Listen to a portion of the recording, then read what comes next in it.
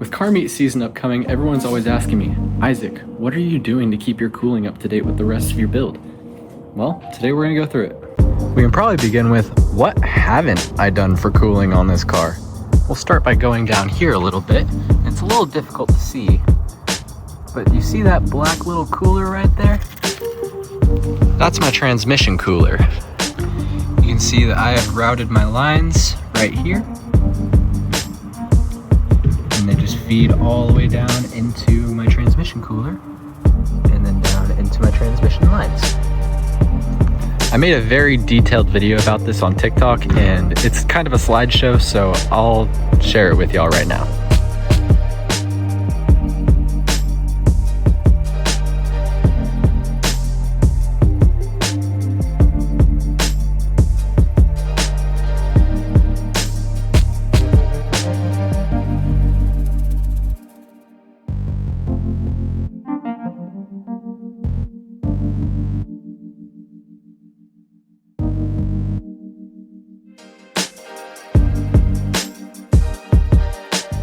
Seriously though, if you have a J series and you live in Texas, a transmission cooler is going to be one of the biggest lifesavers you've ever done. It's going to save that transmission a lot of stress. Not to mention it's a super easy install with super cheap parts.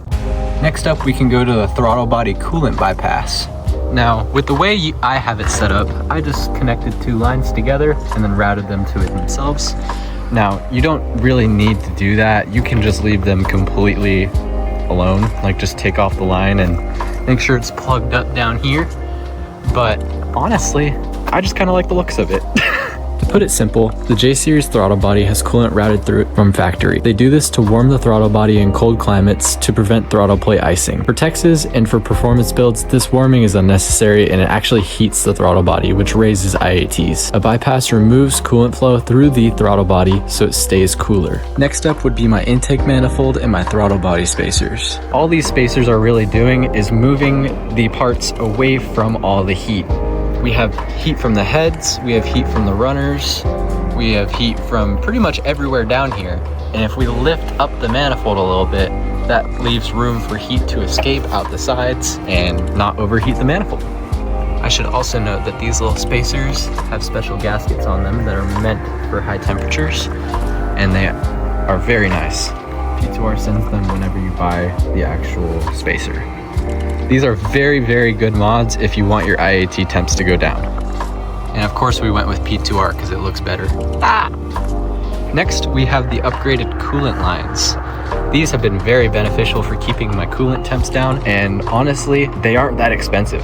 The P2R hoses are beneficial because they prevent hoses from collapsing under suction or ballooning under pressure. Aside from that, the silicone absorbs less heat from the engine bay than the OEM rubber, maintains a better seal than the rubber, and they don't degrade with heat cycles, meaning they last much longer than the original hoses. Next up, we're going to go with the EGR blockoff.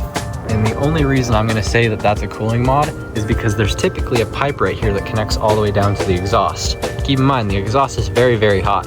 So whenever that air comes up through the little pipe and goes into the EGR, we're only adding more temperature, and that's kind of how I see it. And not everyone's going to agree with this one. However, my favorite cooling mod is actually right here in my fender well.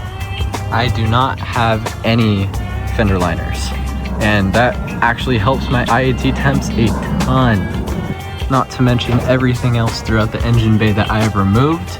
It only clears out more space for heat to escape through that backside right there, or through the front.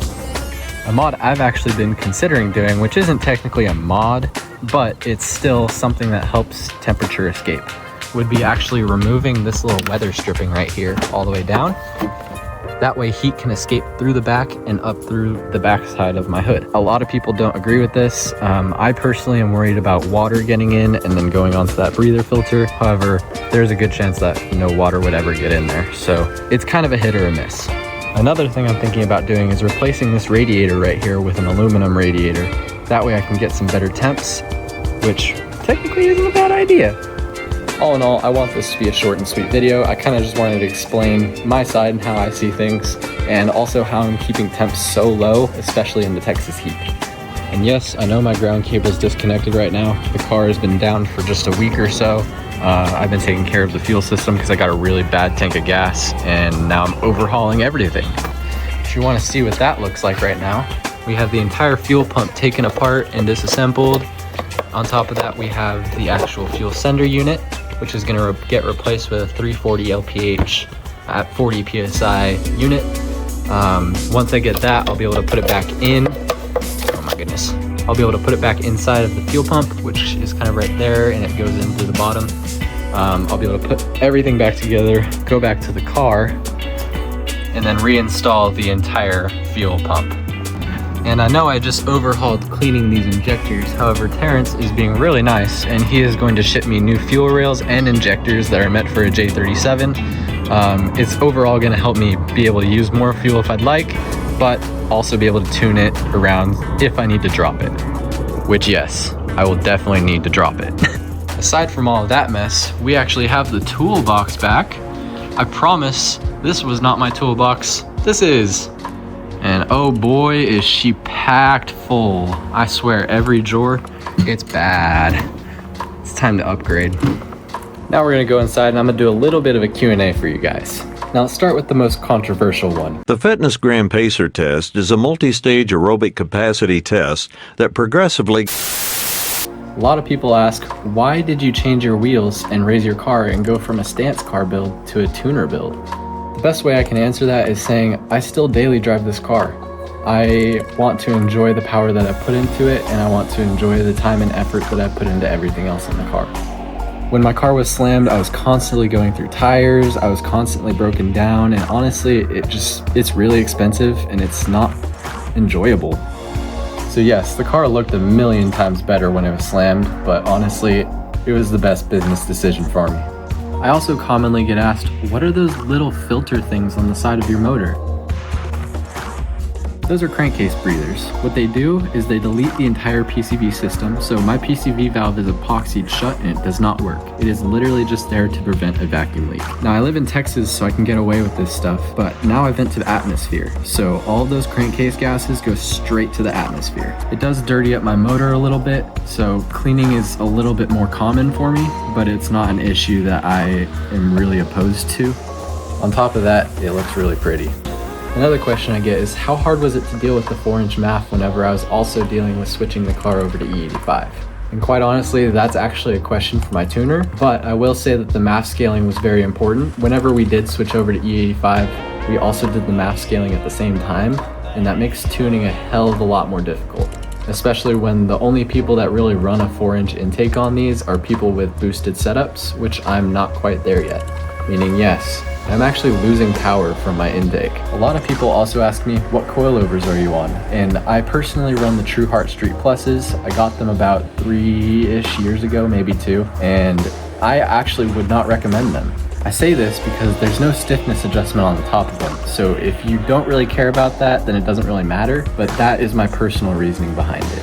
And I'll actually put up an example of a BC Racing coilover that has a stiffness adjustment on the very top of it, and I'll let that speak for itself. Next up, and it has to go along with it, is how does my car feel in corners? Even with the camber, it actually feels pretty freaking good. Now, Honda's main issue is body roll, and that usually comes with your strut brace and your sway bar. I have not quite gotten to my sway bar yet, or my strut brace, but I will say, even with just coilovers and my upgraded rear control arms, my car loves corners. I also consistently get questions on, why did you choose smoked taillights instead of clear? I did that when I first got the car, and I just have not cared enough to change it. I think it looks pretty good.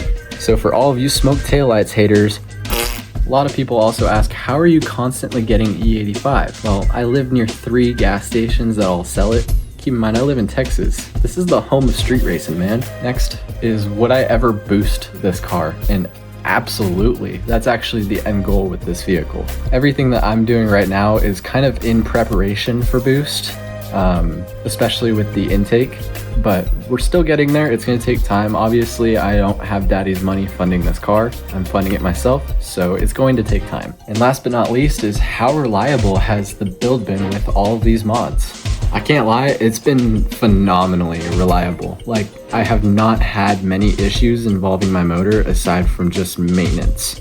because keep in mind this car still has about 230k miles on it, so all the basic wear and tear items that have not been done before are getting done now. Now of course all my fuel system is down right now and my car is down, but that is because I got a really bad tank of gas with really low ethanol and a lot of dirt in it, and I was not smart enough to siphon it all out when I recognized. So yes, everyone go ahead and boo me. My fault. Sorry guys. I also commonly get asked, what's the fastest car you've ever beat in this car? And some of y'all may not believe this, but a stock S650 5.0 Mustang. It was just a short 0 to 60 type of pole race. It was on a kind of curvy road, and we definitely weren't going to top end where he would absolutely demolish me.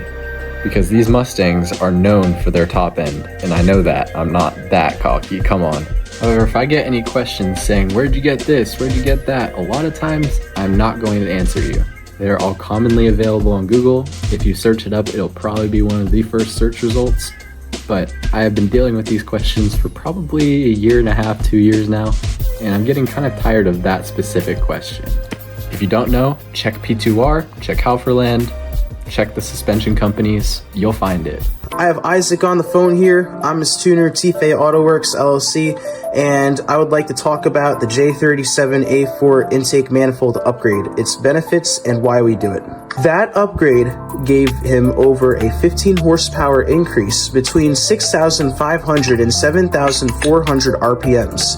The stock J35 system cannot flow past a certain rate, which caps at about 7,200 RPM, 7,150 RPM, as a 78 millimeter throttle, which cannot flow the air necessary to make the combustion above that RPM, therefore cutting your power band down to only peaking at 65 to 6,800 RPMs. The purpose of this J37A4 manifold is to upgrade you to the 86 millimeter throttle and throat so you can flow the adequate amount of airflow in order to make that high power around 6,500 to 7,600 RPMs. If you do not do this J37 intake plenum upgrade, you will be limiting yourself to 7,000 to 7,100 RPMs peak power. I figure I include this in here, just coming right out of my mouth myself. The J37A4 plenum is better than the Y2 plenum. It's better than the other plenums. The Honda J35Y6 actually uses a J37A4 size throttle and neck throat on their system. So I would like to include that all direct inject model J35 vehicles use essentially a J37 plenum with different runner designs. I want to clear that up. There has been other people saying the J37A4 plenum flows less than a J35 plenum, and that is simply incorrect, not true, and I have proven it multiple different times. It's a pleasure to be in your video, sir, and I hope all the viewers, all you guys have a great time. With that said, that's all I really have for this Q&A right here. If you have any other questions, feel free to drop them in the comment section down below. I'm always accepting questions and I love answering them. I love y'all. I love the community. Everyone, have a great day and I'll see y'all next time.